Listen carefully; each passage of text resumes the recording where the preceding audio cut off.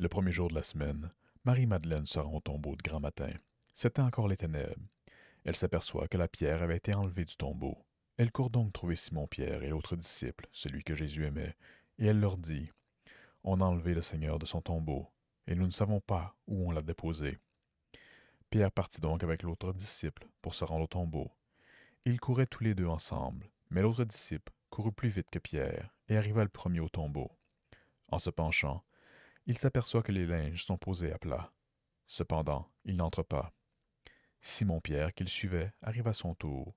Il entre dans le tombeau.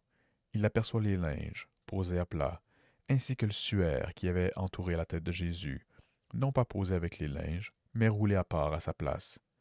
C'est alors qu'entra l'autre disciple, lui qui est arrivé le premier au tombeau.